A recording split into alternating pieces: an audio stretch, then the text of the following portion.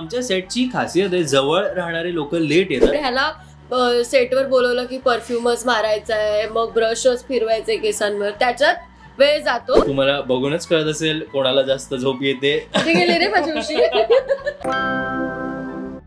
Hello नमस्कार friends, मी मज्जाची नीलम नवरी मिळे हिटलरला या मालिकेच्या सेटवर आली आणि तुम्हाला सगळ्यांना माहिती आहे ही मालिका आता संपते. जरी तुमची कोणाची इच्छा नसतानाही सर एक गोड जोडी माझ्यासोबत आहे. कसे आहात? खूप मस्त मजेत. येस, आता जाता जाता पोलखोल करायची आहे म्हणून एक छोटा गेम घेऊन आली आहे. ही और शी. सेटवर उशिरा कोण येतं? शी. का का मुलगी मी आवरायला वेळ लागतो मला. कारण नाहीये, मुलगी मी आणि मला लेट येतो, ती लेट उठते म्हणून तू लेट येतेस. आई शपथ यार. आणि आमच्या सेटची खासियत आहे, जवळ राहणारे लोक लेट येतात आणि लांब गावी वगैरे लांब राहणारे लोक एकदम ऑन टाइम येतात. जादूच आहे ते. कारण तुम्ही खूप कसं आपण पुढचा प्रश्न करूया.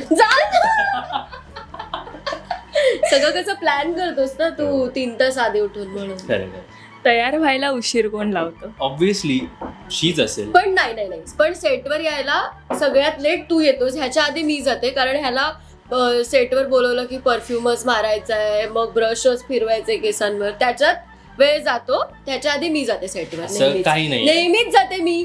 असं काही नाहीये, मी बऱ्याचदा गेलोय बरोबर असं ऑन टाइम. फक्त बाकी ते बेसिक गोष्टी पण ह्याच्या आधी मी गेलेले असते. मी सांगतो हे सगळं मी रूम मध्ये करून जातो, जे हे सगळं तिथे करतात. सेटवर कोण लवकर पोहोचतं ह्याचा मुद्दा आहे ना. तू आत काय करतोस ते आम्हाला काय माहिती.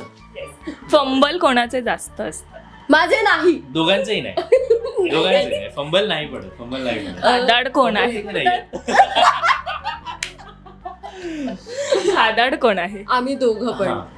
तुम्ही असं इकडच्या जवळपासचे जेवढे स्ट्रीट फूड किंवा हॉटेल आम्हाला विचारा, आम्ही रिव्ह्यू देऊ कुठे जायचं कुठे नाही. कुठला डोसा चांगला आहे. सेटवर झोप जास्त कोणाला येते? तुम्हाला बघूनच कळत असेल कोणाला जास्त झोप येते. गेले रे माझ्या उशी. हे बघा, भूमीच्या सगळीकडे ही पिलो घेऊन फिरते. हो, मी कुठे पण. किती आपण करूया इंटरव्ह्यू पण असेल तू. रागीट कोण आहे?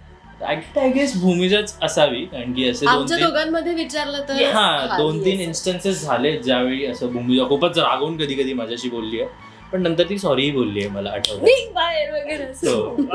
पण ठीक आहे, त्यावेळी तिची जरा मानसिक स्थिती कधी नाही नेहमीच मानसिक स्थिती थोडीशी बिघडलेली म्हणून असेल. ड्रामेबाज कोण आहे? तू ना. हे असे सगळे एका साइडचे प्रश्न काढून आणले. मोस्टली जे एक मुलगी असू शकते तेच. मुलगी ड्रामेबाज असते. हट्टी कोण आहे? हट्टी आय डोंट नो. एवढं मी असं भूमिजाला नाही. जास्त बडबड कोण करतं? ही दोघांपैकी कोणी नाही. ते ओके. फोटोजेनिक कोण आहे? राज आहे. नाही, दोघेही आहोत असं काय. दोघांचेही फोटोज छान येतात, पण राजचे जास्त चांगले येतात कारण ते तू काढतेस. लास्ट आहे, प्रँक कोण सगळ्यात जास्त करतो?